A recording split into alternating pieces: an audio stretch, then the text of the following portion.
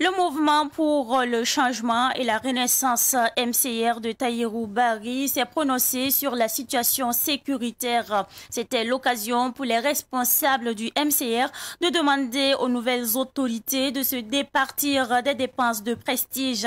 Tahirou Barry demande la proclamation de l'état d'urgence humanitaire. Le point de cette sortie médiatique dans cette édition.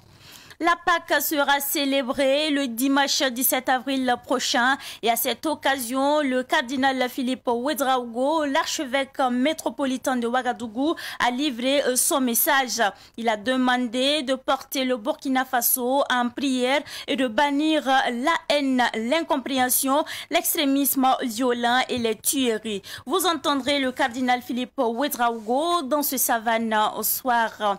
Dans cette édition, nous parlerons de la soutenance du Ouagdognaba Boulga. Le Ouagdognaba Boulga a soutenu ce matin sa thèse de doctorat à l'université Joseph Ki Zerbo. Il devient ainsi docteur avec la mention honorable. La substance de cette soutenance dans quelques instants.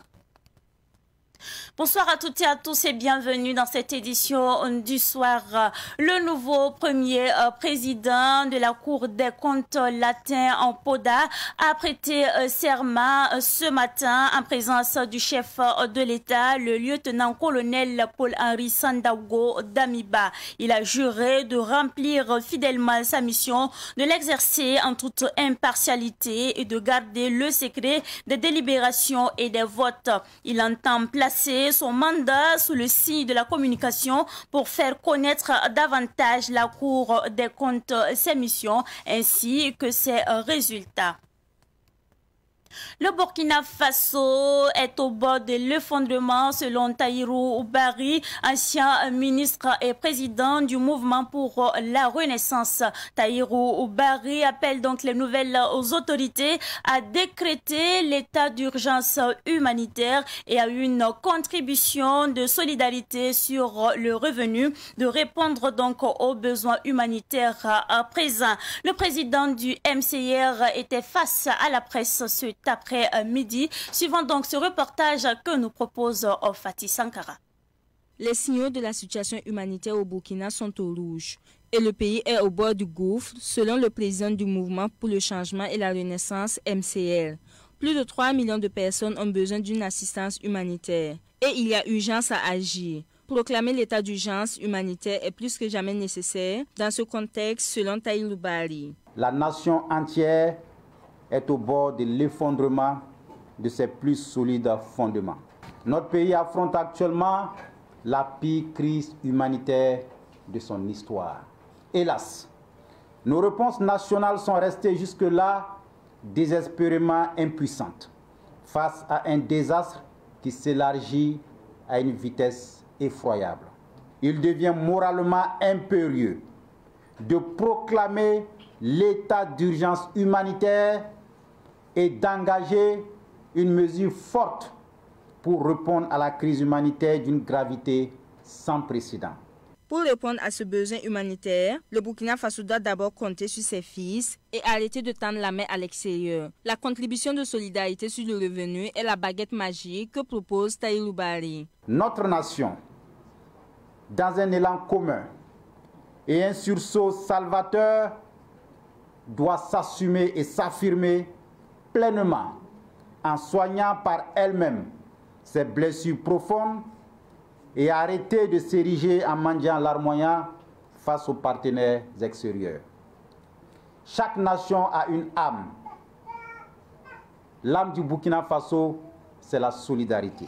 Il devient nécessaire et utile pour chaque Burkinabé disposant de revenus moyens de consentir une contribution de solidarité sur le revenu pour aider les survivants de l'hydre terroriste à vivre dignement et sainement.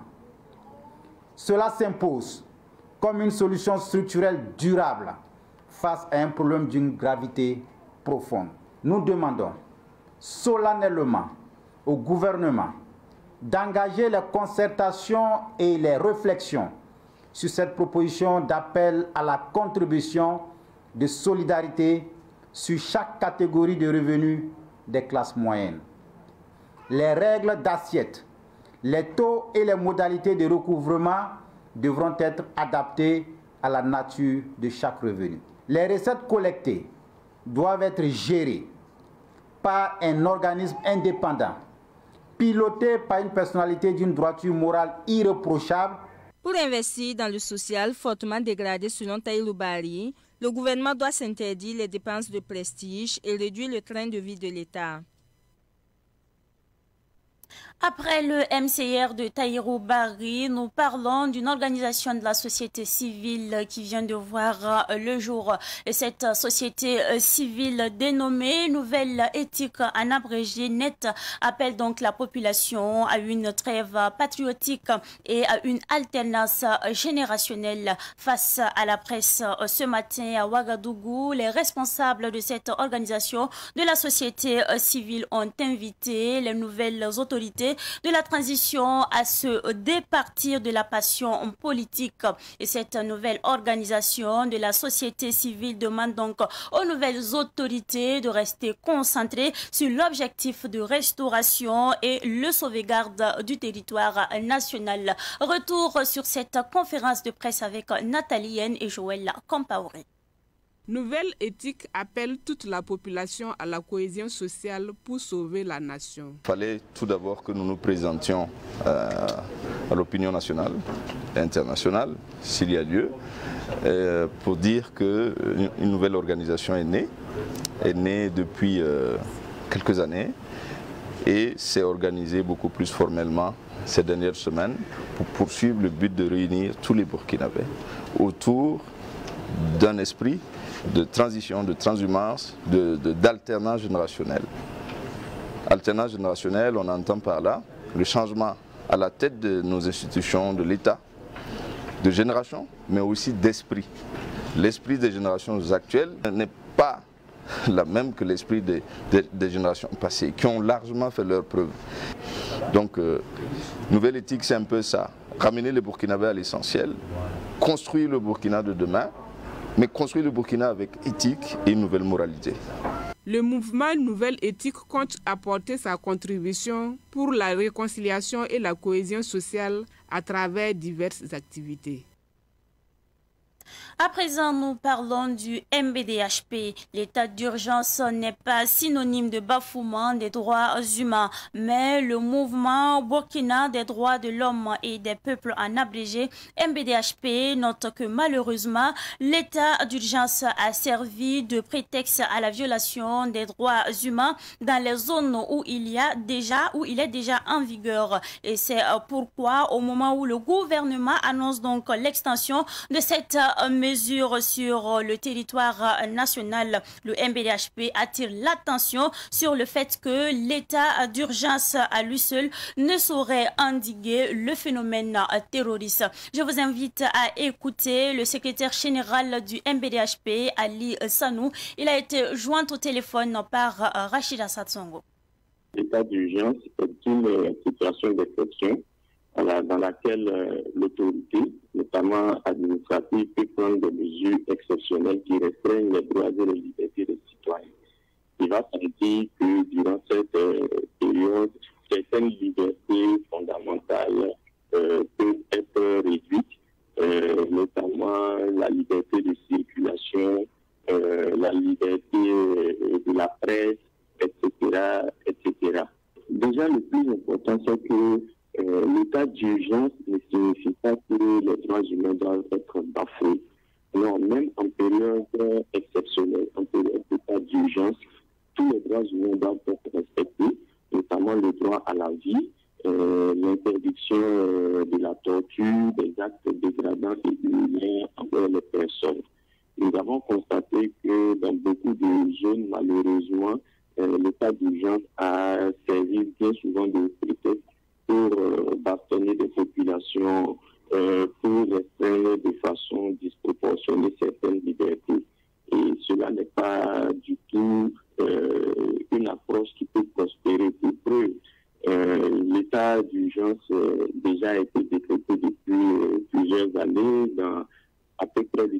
provinces de notre pays. Je pense 14 provinces. Si aujourd'hui nous sommes à l'étendre sur toute l'étendue du territoire national, c'est parce qu'il n'a pas produit les effets qui étaient escomptés. Et donc dit que l'état d'urgence à lui seul n'est pas une mesure suffisante. Parce que l'autre paradoxe, c'est que ces mesures-là peuvent aller dans le sens de la paupérisation des populations et donc de la fragilisation de ces populations qui se trouvent déjà dans une situation assez difficile. Je vous prends l'exemple de l'interdiction de circuler à moto. Lorsqu'il y a l'état d'urgence, on peut décider que dans une zone bien précise, les populations sont interdites de circuler à moto. Monsieur, imaginez vous-même qu'à Ouagadougou, on interdit les populations de circuler à moto. L'impact d'une mesure pareille sur les activités économiques et les activités sociales sont telles que, naturellement, si ce n'est pas une mesure qui est limitée dans le temps, si c'est une mesure qui est incessamment reconduite, elle peut avoir un effet productif dans la mesure où beaucoup de populations qui se trouveraient privées de leur liberté d'entreprendre ou de mener des activités économiques peuvent se retourner contre les personnes qui ont pris ces mesures-là. Donc, l'expérience que nous avons de l'état d'urgence nous montre clairement que ce n'est pas une mesure suffisante pour lutter efficacement contre le terrorisme. Le Conseil supérieur de la communication, à travers son vice-président, Abdulaziz Bamogo, a attiré l'attention des diffuseurs et des responsables des médias audiovisuels et en ligne qu'il est formellement interdit de diffuser les clips vidéo Selamé de l'artiste Kayawoto et Sélé de Sabil Koglueugo. Selon le Conseil supérieur de la communication, le contenu de ces deux clips vidéo peuvent constituer un danger pour l'épanouissement physique, morale et mentale de la jeunesse. Le vice-président du CSC a aussi indiqué que ces clips ont fait l'objet de plusieurs manifestations d'indignation auprès de l'insistance de régulation de la part de citoyens soucieux de la protection des valeurs morales et culturelles de la société burkinabé. Les vidéos pouvant heurter la sensibilité des mineurs doivent être diffusées après 22 heures et également accompagnées de pictogrammes déconseillés au moins de 16 ans. Comme annoncé au début de cette édition, l'archevêque métropolitain de Ouagadougou, le cardinal Nakelantouba Philippe Ouedraogo, a livré son message ce matin à l'occasion de la Pâque. Le cardinal Philippe Ouedraogo invite les Burkinabés à placer la fête de la Pâque sous le signe du partage. Il demande également de porter le Burkina Faso en prière. Je vous invite à écouter un extrait du cardinal Philippe Ouedraogo au micro de Fatih Sankara. La fête de Pâques commémore et célèbre la mort et la résurrection de notre Seigneur Jésus-Christ. Il est vraiment mort et ressuscité le 3e jour. Sa résurrection est l'entrée dans une vie nouvelle. C'est un événement unique. Confiante en la parole et promesse du Seigneur, à Pâques, l'Église loue et glorifie le Christ immolé et ressuscité. Avec l'apôtre Paul, nous croyons fermement qu'en mourant, il a détruit notre mort. En ressuscitant, il a rendu la vie. La crise sécuritaire que connaît notre pays, le Burkina Faso, nous interpelle tous et devrait nous rendre sensibles et déterminés eu égard au message pascal relatif à la paix. Le pape François attire notre attention sur un des aspects importants de la vie, le partage. Tout ce que nous sommes, tout ce que nous avons constitue un don de Dieu et nous devons partager avec nos frères et sœurs qui sont dans le besoin. Nos frères et sœurs déplacés internes, par exemple, vivent dans la pauvreté et dans des situations précaires.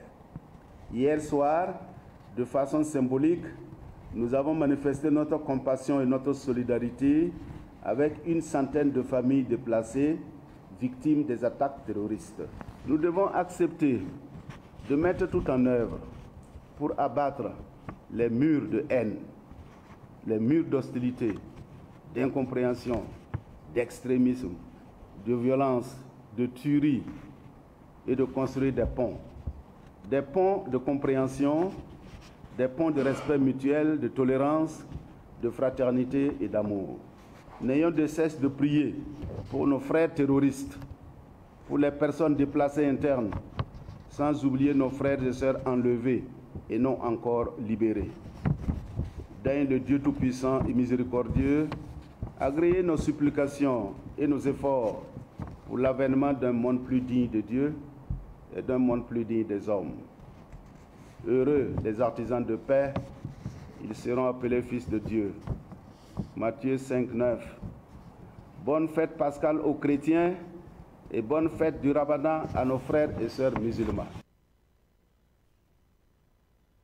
Mais avant le message du cardinal Philippe Ouedraogo, hier à l'archevêché, des musulmans et des catholiques ont observé une rupture commune de jeûne. Et cette rupture commune réaffirme donc la nécessité de préserver la cohésion entre les différentes religions au Burkina Faso. Écoutons El Hadj Ousseini Tapsoba, président de la Ligue islamique pour la paix au Burkina Faso, mais aussi le cardinal Philippe Ouedraogo.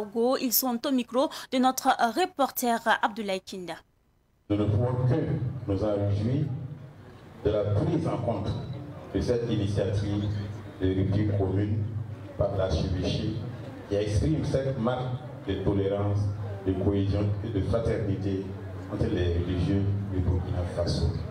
Donc, une rupture commune pour magnifier le monde musulman et l'élever du nombre de déplacés internes est un moment de grâce dont nous tenons à remercier Allah, le bon Dieu, pour cette faveur qu'il nous a accordée.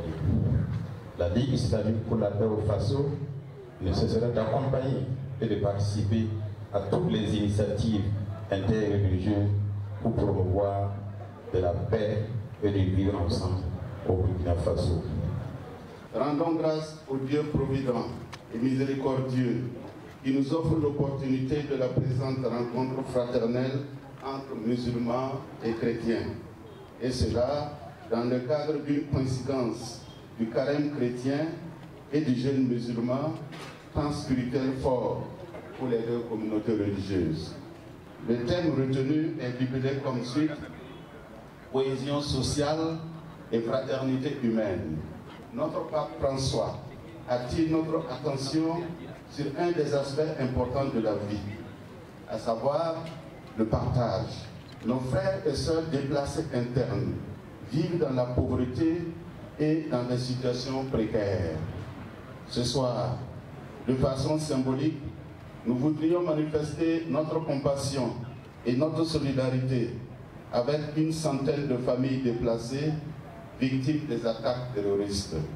Dans cette perspective, nous devons accepter de mettre tout en œuvre pour abattre les murs de haine, d'hostilité, d'incompréhension, d'extrémisme, de violence et de tuerie, et de construire des ponts de compréhension, de respect mutuel, de tolérance, de fraternité et d'amour.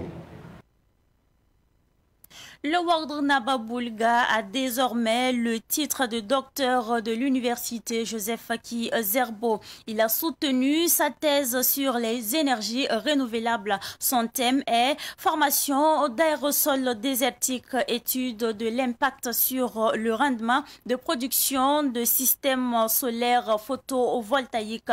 La soutenance a eu lieu ce matin. Le film donc de la soutenance avec Abdoulaye Kinda. La mention honorable, telle est l'appréciation du jury vis-à-vis du travail du Wardr Naba Boulga.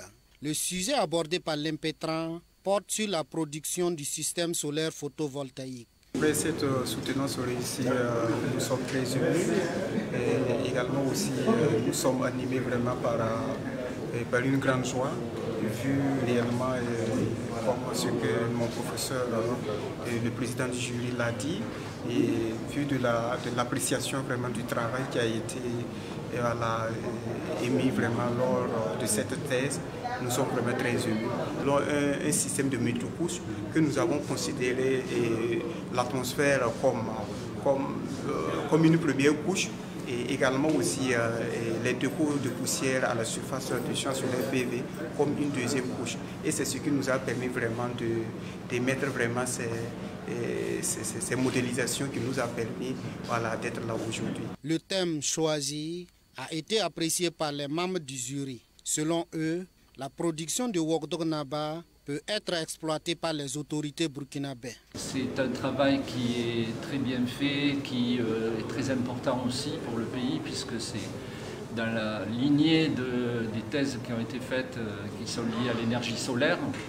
Donc là, il s'agit de voir ce qu'on observe en ce moment, hein, l'influence des aérosols sur les problèmes de performance des installations solaires. Donc, et ce travail a été fait avec une grande rigueur. La thématique développée par Majesté est d'actualité. Vous savez que le Burkina est un pays dont les ressources en énergie sont très rares.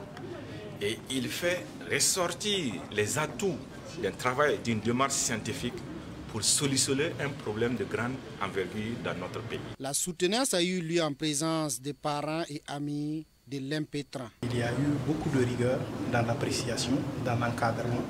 Et on voit que c'est un travail de haute qualité qui a été fait et cela réconforte et cela montre qu'au niveau du Burkina Faso, nous avons vraiment des professeurs qui ont les compétences requises pour aider à faire avancer notre pays parce qu'on a besoin de la recherche.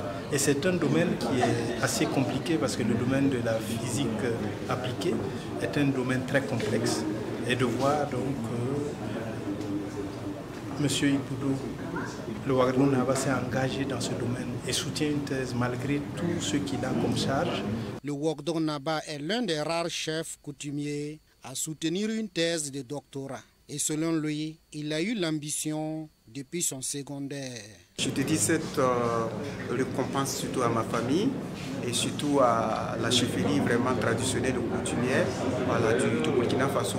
Car pour le dire, nous sommes le premier chef coutumier, chef traditionnel qui a eu à faire une thèse. Donc je le dis parce que nous avons été intronisés quand nous faisons la terminale, la classe de la terminale. Et comme on le dit, malgré les difficultés aussi liées vraiment à cette charge, la volonté nous a animés, on a toujours animé par une grande volonté et voilà, qui nous a permis vraiment d'être là. Les aérosols sont un ensemble de particules solides ou liquides en suspension dans l'atmosphère, dans les régions aux sols arides. Le frère Pierre Saïdou Ouattara invite le monde à la fraternité, une invite formulée sous forme d'œuvre littéraire intitulée « La fraternité, chemin d'espérance ». La dédicace du livre a eu lieu hier à Ouagadougou. Plus de précisions avec Micheline Zongo. La fraternité, chemin d'espérance est le 7e livre du frère Pierre Saïdou Ouattara. L'auteur dans cette œuvre révèle que pour un monde de paix et pour le développement de son pays, chaque personne doit apprendre à servir aussi bien sa famille que son pays, sans tomber dans des mots tels que le népotisme, le tribalisme et le sectarisme. Comment servir l'humanité dans son universalité sans trahir les siens? Et comment servir les siens sans trahir l'humanité dans son universalité? C'est-à-dire, comment servir les siens sans tomber dans le tribalisme, le sectarisme, le régionalisme ou le népotisme et demeurer au service de l'humanité dans son universalité. La tentation, c'est toujours d'aller d'un côté ou de l'autre. Si on sert l'humanité dans son universalité en oubliant les siens, on tombe dans l'ingratitude parce que c'est eux qui nous ont donné notre première culture, notre première chance dans la vie. Alors, mais si on reste attaché à sa culture d'origine, à son ethnie, du coup, on ne peut pas construire un État. On détruit l'État parce que l'État, c'est un peuple qui est fait d'un brassage de plusieurs communautés culturelles. Frère Pierre Saïdou Ouattara considère l'éducation comme une œuvre de salut à la fois du peuple et de la personne. Il invite à une auto-éducation, c'est-à-dire un changement décisif et personnel de la part de tout un chacun. Auto-éducation, ça ne veut pas dire que je suis coupé des autres.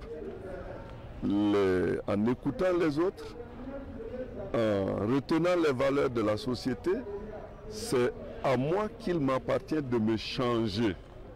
Si on m'oblige à changer, si je change malgré moi, si je change parce que j'ai peur, c'est un changement qui risque de ne pas durer. Mais si je change parce que j'ai compris dans quel sens se trouve l'accomplissement de mon humanité, en ce moment, il y a auto-éducation vers une humanité beaucoup plus grande. Voilà. Mais toujours en dialogue avec les autres. Parce que si je suis tout seul, je ne verrai même pas qui je suis. C'est grâce à la relation aux autres que je peux découvrir qui je suis et savoir dans quelle direction croître, grandir. L'auteur de la Fraternité Chemin d'Espérance a déjà publié 6 autres œuvres, dont Intégrité et Existence, un chemin de conversion, éduquer à la vulnérabilité, une urgence de notre temps, et la culture de l'amabilité, comment penser autrement l'éducation en Afrique. Au total, 180 jeunes formés au métier minier et BTP sont sur le marché de l'emploi. C'est la 6e promotion du Continuum Mining Training Center, une promotion baptisée Défi. La sortie de cette promotion a eu lieu ce matin en présence de Daouda Yameougo. De la main-d'œuvre locale qualifiée pour être employée dans les sociétés minières, ce sont 180 jeunes composé de 18 filles et 162 garçons qui ont obtenu leur parchemin dans les filières comme la conduite des engins lourds des mines et des BTP, des dynamitages, des ouvriers en maintenance, des ouvriers miniers et des ouvriers opérateurs d'usines. Ces jeunes sont aptes à travailler dans les mines, selon le porte-parole de la promotion Élisée Bouddha. Après vraiment cette formation, je suis confiant que je serai inséré dans le milieu professionnel car la formation que nous avons reçue a été vraiment très bien faite et nous avons reçu des formations de qualité et je ne doute pas de mon insertion professionnelle et aussi l'insertion professionnelle de mes camarades apprenants. Selon le promoteur du Continuum Mining and BTP Training Center, Amédée Savadogo, le centre traite avec les sociétés minières pour l'insertion socio-professionnelle de ses apprenants. Avant d'ouvrir le centre, j'ai d'abord fait les plaidoiries auprès de ces entreprises minières, avoir d'abord un partenariat avec eux avant maintenant de me lancer. Parce qu'ici, il ne suffit pas de former pour former, mais c'est de former et insérer. Nous avons formé, nous avons pris cet engagement et nous avons plaidé en 2016 suite à l'enquête parlementaire foncier minier sur la consommation locale. Dieu merci, c'est en train de voir le jour. Et nous continuons toujours à défendre cette cause-là pour permettre aux uns et aux autres de pouvoir réellement se trouver sur le marché d'emploi. En ce qui concerne CMTC, ça ne se limite pas seulement à la formation, mais vous avez vu la présence des sociétés minières, ce qui montre et qui témoigne réellement la volonté de CMTC pré-formation d'accompagner toujours ses apprenants à l'insertion. La coopération suisse accompagne le centre dans la formation des jeunes. Elle demande au centre de formation professionnelle de mettre l'accent sur la pratique. L'important, c'est que le jeune comprenne que pour se former, il faut être dans le monde du travail. En réalité, la formation dans les centres techniques très théoriques n'apporte pas grand-chose au monde du travail. Les jeunes sortent de ces centres de formation très souvent avec un joli diplôme, mais avec très peu de compétences et qui ne répondent pas aux besoins des entreprises. Donc pour bien se former, il est important de toucher au monde du travail et pour ce faire, se former dans le monde du travail, dans les entreprises, soit sous forme de stage, soit sous forme d'apprentissage, donne beaucoup plus de résultats. Le Continuum Mining and BTP Training Center, CMTC, est implanté à Moktedo, Kongoussi, Banfora, Niakorodougou, Dori, Ouagadougou et Bobo-Dioulasso. La question n'est pas qu'est-ce que je peux avoir, mais plutôt qu'est-ce que je peux donner dans la vie. C'est avec cette citation de Baden-Powell, celui-là même qui a fondé le scoutisme, que prend fin cette édition. Ravi de vous l'avoir présenté et très bonne suite de programme sur Savane TV, la télévision des nouvelles idées.